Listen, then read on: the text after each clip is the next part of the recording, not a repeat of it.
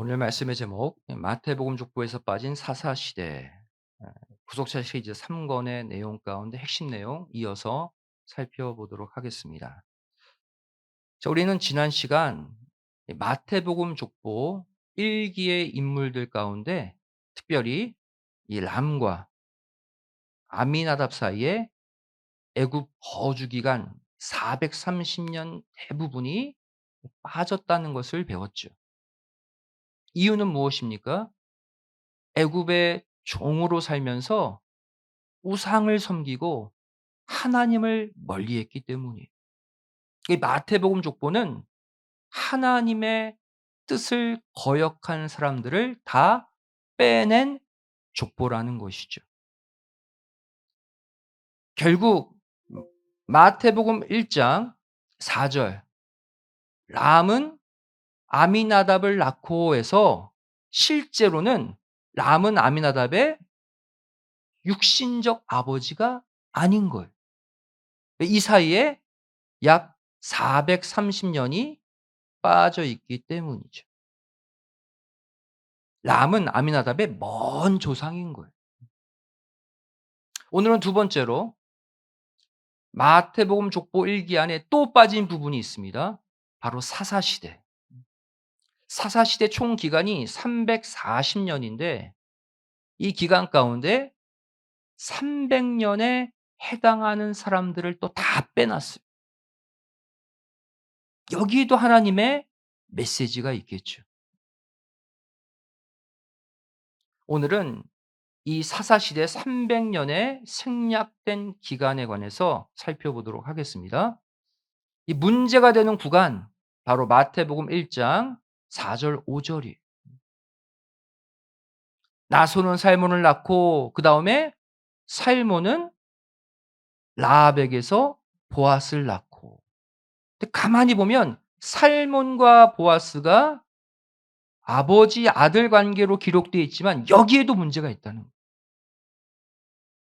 살몬과 보아스 사이에 어떠한 문제가 있었는지를 오늘 집중적으로 살펴보도록 하겠습니다. 먼저 여기에 나오는 첫 번째 인물 나손이죠. 나손은 어떤 인물이라고 그랬어요? 애굽 거주 430 년이 마치는 날 바로 출애굽했을 때 유다 지파의 두령이 나손이었다고 민수기 10장 14 절은 말씀하고 있죠. 나손은 애국 거주 기간 끝 인물이라는 것을 우리가 알 수가 있습니다. 나손의 아들 살몬. 이제 우리는 마태복음 족보에서 이게 친부자지간인지 아닌지를 다 의심해 봐야 돼요. 어디가 빠졌는지 모르기 때문에. 그러면 나손과 살몬은 친부자지간일까요? 보면 알죠? 나손의 아들로 기록된 살몬은 바로 광야 40년 기간 가운데 태어난 광야 2 세대 사람입니다. 자, 그러면 살몬이 출애굽했을 때 성인이었고 그 광야 노정 40년 안에 살몬이 태어났기 때문에 나손과 살몬은 친부자 지간이 될 수밖에 없어요. 왜 한 세대가 약 25 년에서 30 년을 잡거든요. 그러니까 40년 안에 아들을 낳은 거잖아요. 그러니까 나손과 살몬은 빠짐이 없는 연속된 아버지와 아들이 맞습니다. 여기엔 문제가 없어요. 자, 그렇다면 살몬 광야에서 태어난 인물이다 그랬죠. 근데 마태복음 족보를 보시면 살몬이 여리고성의 기생이었던 라합과 결혼했다라고 기록하고 있어요. 자, 그러면 살몬과 결혼한 라합은 어떠한 인물입니까? 여호수아서 2장 1 절을 보시면 이 라합은 가나안 땅을 정탐하러 온 두 정탐꾼을 숨겨준 가나안 여리고성의 기생이죠. 즉 이스라엘 백성들이 40년 광야 노정을 거쳐 가나안에 들어갈 때 가나안 입성 초기 인물이 누구예요? 라합이에요. 자 그러면 라합과 결혼한 살몬도 당연히 가나안 입성 초기 인물이 되겠죠. 둘 다 같은 세대로 결혼했기 때문에. 여기서 우리는 무엇을 얻습니까? 살몬은 가나안 들어갈 때 초기 인물이다. 누구와 함께? 라합과 함께. 우리가 이러한 정보를 얻을 수가 있습니다. 자 그렇다면 마태복음 족보에서 살몬의 아들로 기록된 보아스는 어느 시대 인물인가? 보아스는 성경 룻기서를 보시면 모압 여인 룻과 결혼한 인물로 시대로 따지면 사사시대 말기 인물에 해당합니다. 사사시대 말기에 해당하는 인물이에요. 자 아까 살몬은 사사시대 애굽 입성 초기 인물이라고 그랬죠. 보아스는 사사시대 말기 인물. 즉 살몬과 보아스 사이에 기간적으로 거리가 멀리 떨어져 있다는 거예요. 근데 마태복음 족보는 살몬이 보아스를 낳았다 이렇게 붙여 버렸어요. 자 그렇다면 보아스가 사사시대 끝부분에 해당하는 인물이라는 것을 우리는 어떻게 알 수 있는가? 바로 룻기를 보면 보아스가 룻과 결혼하여 낳은 아들의 이름이 뭐예요? 오벳. 그런데 이 오벳을 가리켜서 성경은 다윗의 아버지인 이새의 아버지가 오벳이다 이렇게 밝히고 있어요. 가족 관계가 정확히 드러나고 있죠. 자, 이 구절이 바로 룻기 4장 17절입니다. 보아스가 룻에게서 낳은 아들의 이름을 오벳이라 했다. 오벳은 이새의 아버지, 또 이새는 다윗의 아버지다. 즉, 이 내용을 보면 보아스와 오벳은 연결되어 있죠. 룻기서의 스토리가 나오잖아요. 또 오벳은 이새와 연결되어 있고 이새는 다윗과 연결되어 있습니다. 보아스, 오벳, 이새, 다윗은 연속된 4대라는 것을 알 수가 있죠.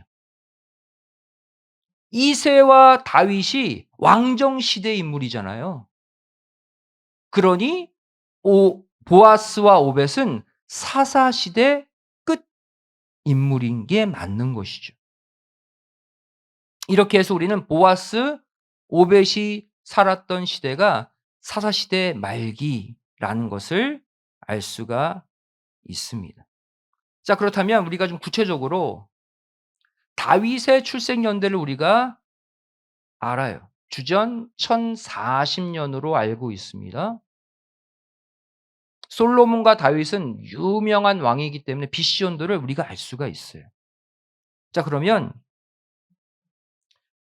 여기서 한 세대, 한 사람이 자라서 성인이 되어서 아들을 낳을 때까지를 25년에서 30년을 잡습니다. 한 세대를. 이렇게 잡으면 오벳이 출생했을 때 대략의 BC 연도를 알 수가 있어요.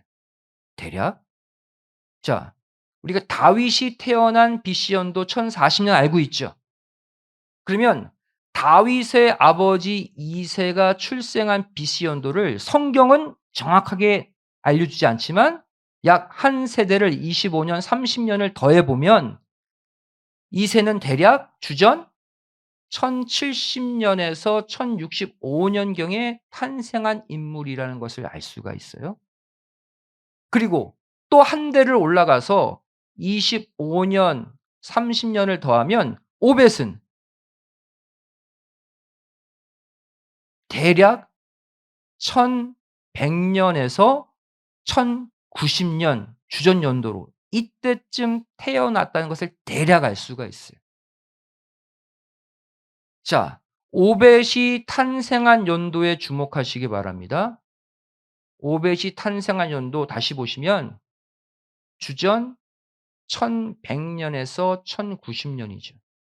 자, 그런데 중요한 것은 이때가 바로 사사 시대 말기에 활동했던 사사 입다의 활동 시기와 겹친다는 사실이에요.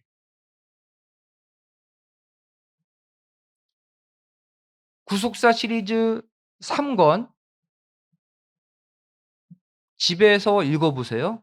216 페이지 보시면 사사시대 연대표에 입다가 활동했던 BC 연도가 계산되어 있습니다. 이 입다의 활동 연도와 오벳이 대략적으로 탄생한 연도가 겹쳐요. 즉 오벳은 입다 시대 사람이라는 거예요. 자, 여기서 우리는 왜 입다의 얘기를 꺼내는지를 제가 말씀드리겠습니다. 입다가 암몬 족속이 침략했을 때 입다가 바로 싸우지 않고 암몬에게 이렇게 말해요.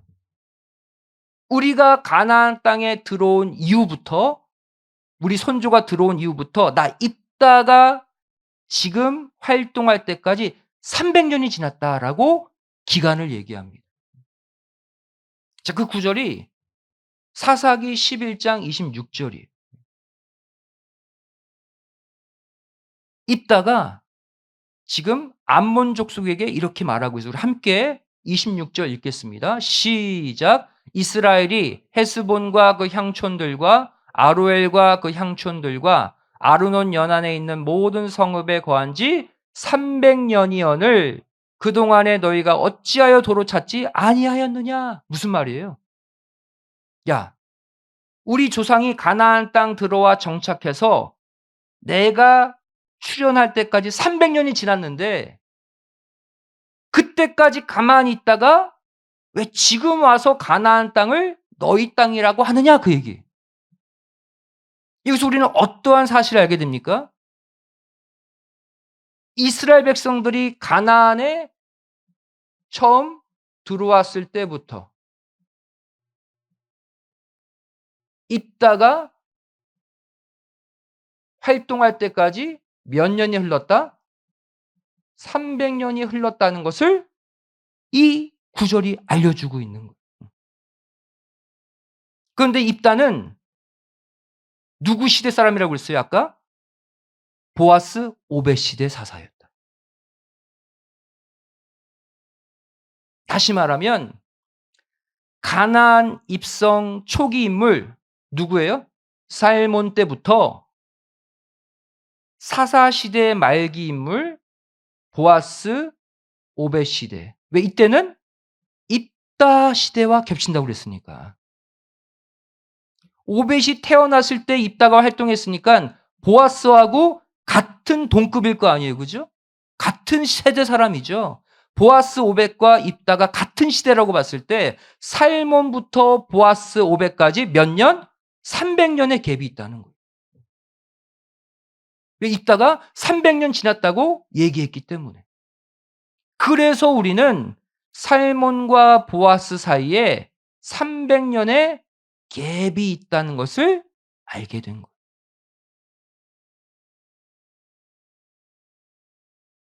다시 말하면 살몬도 보아스의 친아버지가 아니라는 거예요. 먼 조상이라는 거예요. 300년 전의 조상이.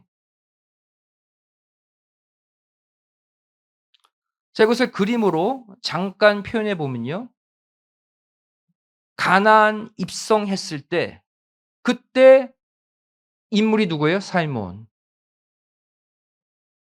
또 그와 결혼한 누구? 라합. 이것이 가나안 입성 초기 인물이죠. 그리고 방금 얘기했던 오벳 이 시대가 사사 입다의 시대다. 근데 보아스의 아버지, 오벳의 아버지 보아스가 여기 함께 묶여 있죠.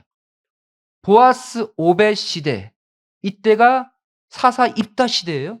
이때까지 몇 년이 흘렀다? 300년. 이것을 볼 때 살몬과 보아스는 친부자지간이 아니라 300년이라는 갭이 있는 떨어진 두 인물이라는 것을 알 수가 있는 거예요. 그런데 신기하게도 이 마태복음 족보뿐 아니라 룻기 족보와 누가복음 예수님의 족보에도 똑같은 부부를 생략하고 있어요. 람과 아미나답 사이, 살몬과 보아스 사이를 룻기 족보와 누가복음 족보도 똑같이 생략하고 있습니다. 이것은 무엇을 보여줍니까? 한 군데만 생략되어 있으면 실수라고 할 수 있지만 세 족보가 똑같은 곳을 빼고 있어요. 무엇을 보여줍니까?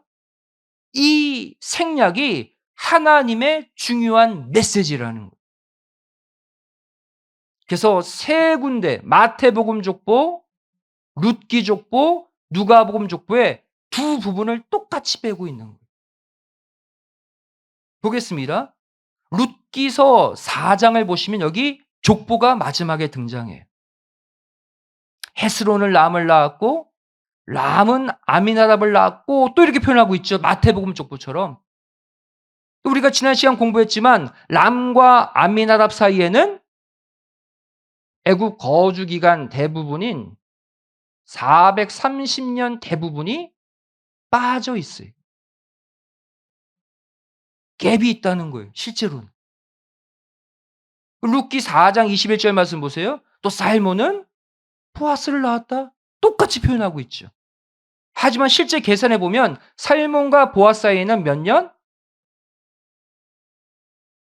300년의 갭이 있는 거예요.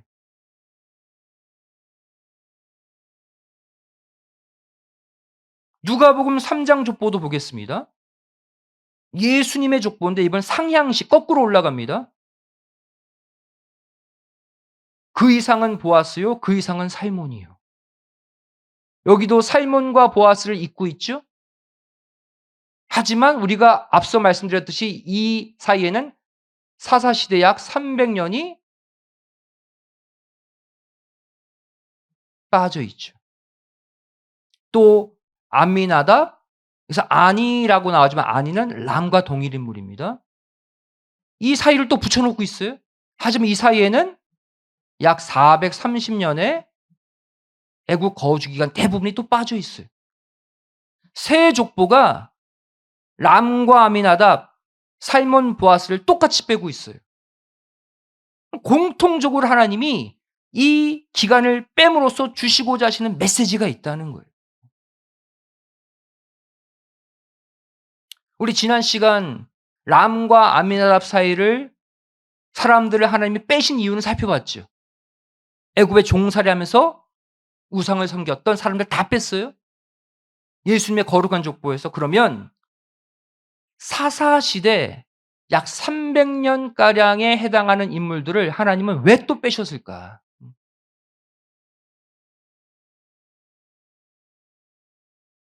바로 사사시대는 어떤 시대예요? 하나님을 무시하고 자기 소견에 옳은 대로 행했던 패역의 시대였기 때문이에요. 예수님이 메시아로 태어나시는 족보에서 예수님이 태어나실 만한 믿음이 없는 패역한 사람들 다 빼신 거예요. 왜? 예수님의 거룩한 족보기 때문에. 그래서 이 사사시대를 한 문장으로 사사기 21장 25절은 뭐라고 표현하고 있습니까? 이스라엘의 왕이 없으므로, 이 왕은 하나님을 가리켜요. 하나님을 왕으로 인정하지 않는 시대다. 그래서 사람들이 각각 자기 보기에 좋은 대로 행했던 시대다. 하나님은 이 기간에 패역한 사람들도 인정하지 않으시고 예수님의 족보, 마태복음 족보에서 다 빼버리신 거예요. 300년에 해당하는 인물들을. 자, 그러면 여러분 한 가지 고민되죠. 성경은 틀림이 없는 정황무원 하나님의 말씀인데 람은 아미나답을 낳고 살모는 보앗을 낳고 실제 낳은 아버지가 아닌데 낳고라고 표현하면 틀린 거잖아요. 과연 그럼 마태복음 족보의 기록이 잘못된 것입니까? 결론은 뭡니까? 잘못되지 않았다는. 람이 아미나답을 낳고 근데 람은 아미나답의 친아버지가 아니에요. 사이에 많은 인물이 빠져 있어요. 그 살모는 보앗을 낳고 실제 아버지가 아니에요. 그럼 이 구절은 틀려야죠. 근데 틀린 게 아니에요. 왜 그렇습니까? 나타라는 동사를 틱토라는 헬라어가 아니라 겟나오라는 특별한 동사를 썼기 때문이에요. 지난번 말씀드렸죠? 틱토는 뭐예요? 혈통적으로 나타라는 뜻이에요. 혈통적으로. 틱토를 쓰면 잘못된 거죠. 틱토는 육신적으로 출생하다 이런 뜻이에요. 근데 마태복음 족보는 틱토를 쓰지 않고 다 겟나오 써요. 겟나오. 나타라는 동사 겟나오. 겟나오는 어떤 뜻의 동사예요? 나타라는 뜻도 있지만 의미적으로 언약의 씨 흐름을 잇는다라는 특별한 의미를 가진 동사가 겟나오예요.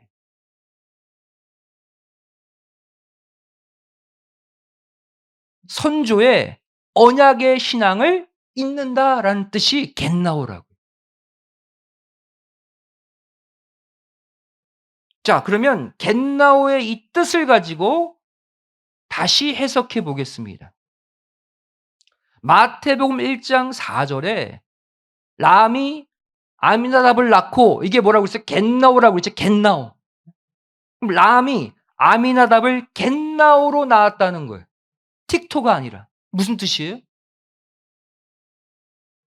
람의 언약 신앙이 애굽 종살이 죄악의 시간 400년을 뛰어넘어서 아미나답에게로 이어졌다 이런 뜻이에요. 겟나오를 썼다는 것은. 람의 실제 아들이 있었겠죠. 그 아들은 패역한 아들이에요. 하나님의 언약과 상관없어요. 그다음 때도, 그다음 때도 400년이 지나서 람의 언약 신앙이 다시 되살아난 그다음 인물이 누구라는 거예요? 아미나답이었다는. 람의 언약 신앙을 400년 만에 430년 만에 아미나답이 계승했다는 거예요. 이것이 람이 아미나답을 겟나오로 낳고. 그러면 의미가 완성되죠. 마태복음 1장 5절도 마찬가지입니다. 살몬이 보아스를 그냥 낳고가 아니에요. 혈통적으로. 겟나오로 낳고 그랬죠. 이 말은 뭐예요? 살몬의 언약 신앙이 패역한 사사시대 300년을 뚫고 지나가서 바로 300년 후의 인물 보아스에게로 이어졌다 이런 뜻이에요. 이것을 살몬은 보아스를 겟나오로 낳고라고 표현한 거예요.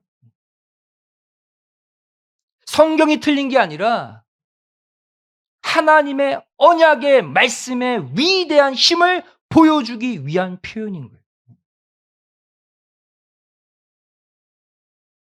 여러분 이것이 바로 우리가 날마다 읽고 듣고 배우고 있는 언약의 말씀의 힘임을 믿으시기 바랍니다. 언약의 말씀은요. 아무리 캄캄한 어둠, 아무리 극심한 죄악의 기간 300년이 됐든 400년이 됐든 하나님의 말씀은 그 기간을 모두 뚫고 지나가서 하나님의 언약을 이을 다음 세대를 반드시 찾아내는 말씀임을 믿으시기 바랍니다.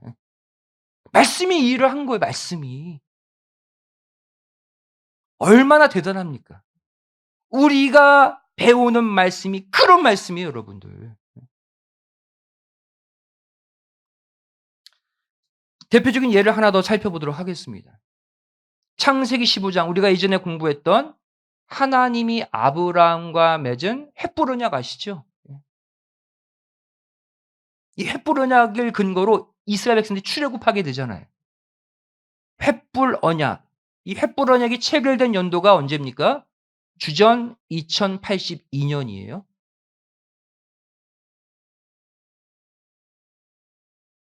횃불이 지나가면서 언약이 체결됐죠.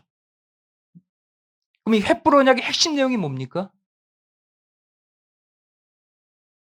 아브라함 너의 자손이 이 가나안 땅에 다시 돌아와서 차지할 거다 이거죠. 근데 그 핵심 구절이 창세기 15장 16절이에요. 아브라함 너의 자손이 4대 만에 이 땅으로 돌아와 이 땅을 차지할 거다. 이게 횃불 언약이거든요. 이 4대가 누구예요? 아브람, 이삭, 야곱. 4대는 믿음의 4대 요셉을 가리키는 표현이에요. 요셉의 그 요셉 당대, 요셉이 다시 이 땅에 들어옴으로 횃불 언약이 성취된다는 거예요. 그렇다면 이 언약이 언제 어떻게 실행되었습니까? 곧바로 실행됐어요? 아니에요. 아브라함 죽고 이삭 죽고 야곱도 죽고 요셉도 죽은 다음에 360년 후에 일어났어요.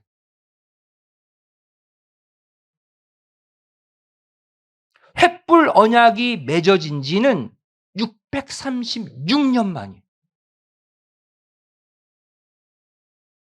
주전 2082년부터 모세가 출애굽했을 때, 이스라엘 백성을 내고 출애굽했을 때 주전 1446년이잖아요. 이 사이가 636년. 횃불 언약이 맺어진 지 636년이 지나서 모세를 통해 4대 만에 돌아오리라가 성취됩니다. 그 장면이 바로 출애굽기 13장 19절이죠. 모세가 4대 만에 돌아와야 되게 4대가 누구예요? 요셉이죠, 요셉. 요셉은 이미 죽었어요. 360년 전에. 어떻게 성취합니까? 모세가 죽은 요셉의 해골을 메고 출발함으로 실행했어요. 또 요셉이 유언했죠. 너희가 훗날 출애굽할 때 반드시 내 해골을 메고 올라가라.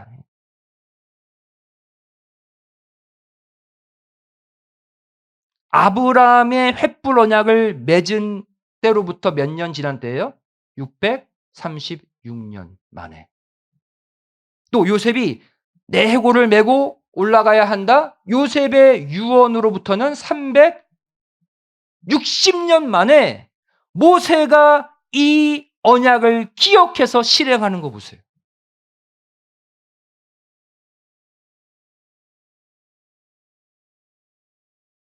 무엇을 보여줍니까? 이것이 바로 시대를 초월한 언약 신앙의 결과예요. 언약 신앙은 뭐냐면 하나님의 말씀이 반드시 이루어진다라는 믿음입니다. 아무리 많은 시간이 흘러도 언약 신앙은요, 그 기간을 뚫고 지나가서 마침내 그 말씀의 열매를 맺게 하는 신앙이 언약 신앙이에요. 여러분, 이처럼 언약 신앙은요, 시공간을 초월해서 기적을 일으킵니다.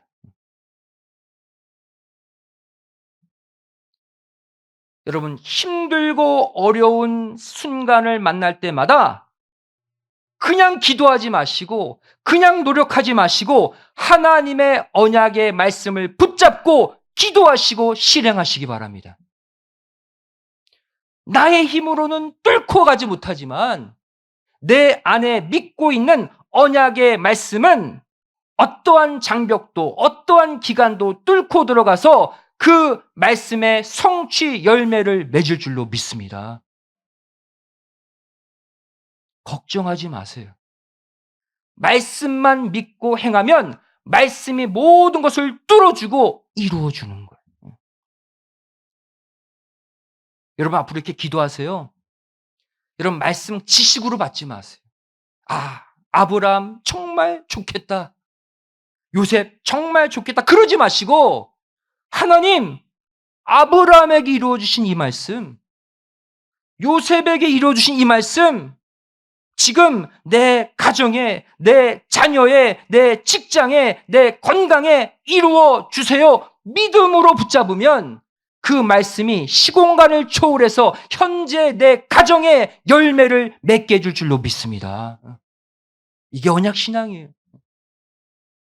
마태복음 족보에 생략된 애국 거주기간 사사시대 300년은요 언약신앙의 위대함을 보여주고 있는 거예요.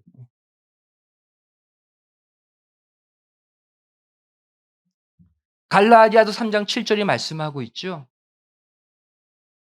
믿음으로 말미암은 자는 다 아브라함의 자손이 된다. 이 말은 우리가 믿음만 갖고 있으면 아브라함으로부터 시작된 예수님의 족보에 이미 우리의 이름도 들어와 있는 줄로 믿습니다. 맞잖아요. 믿으면 아브라함의 자손 된다? 믿으면 마태복음 족보에 아브라함의 후손으로 기록된다는 거예요. 우리 모두 믿음만 있으면 겟나오로 이 족보에 들어올 수 있어요. 지난번 얘기했죠? 우리 모두 틱토로 이 땅에 한번 태어납니다. 혈통적으로 출생하죠.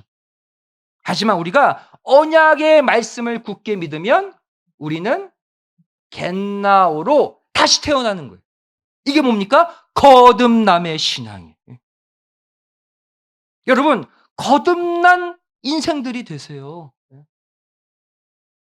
언약의 말씀 굳게 믿으면 시공간을 초월해서 아브라함에게 복 주셨던 하나님이 오늘날 저와 여러분의 가정에도 똑같이 말씀이 약속한 복을 주실 줄로 믿습니다.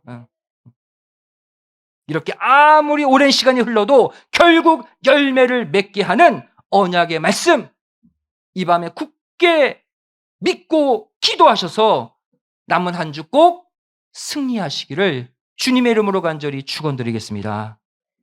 기도하시겠습니다. 사랑하신 아버지 하나님,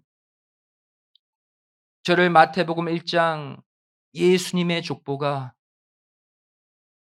람과 아미나답 애국 거주 기간 430년 대부분이 빠졌음에도 불구하고 또 살몬과 보아스 사사시대 300년의 기간이 대거 빠졌음에도 불구하고 이어져서 예수님이 탄생한 것을 보았습니다.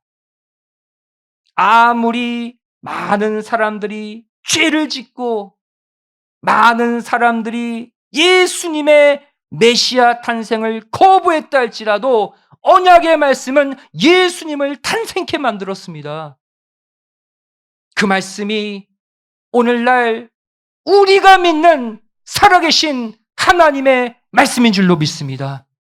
아무리 오랜 기간 나의 기도 제목이 이루어지지 않았어도, 아무리 큰 장벽이 내 미래를 가로막고 있다 할지라도 하나님의 말씀은 결국 이 장벽을 뚫고 나에게 열매를 주실 것이다. 이 말씀 굳게 믿는 언약신앙으로 반드시 우리의 모든 기도 제목이 성취되는 축복된 우리의 미래가 되게 하여 주시옵소서. 저를 내일부터 다시 세상을 향해 나갑니다. 하지만 빈손으로 나가는 것이 아니라 하나님의 언약의 말씀을 가지고 나가오니 이 말씀이 내 주변의 모든 어둠을 뚫고 믿음으로 전진하게 하나님 도와주시옵소서. 간절히 빌고 소원하오며 사랑 많으신 예수님의 이름으로 기도드리옵나이다. 아멘. 함께 하겠습니다.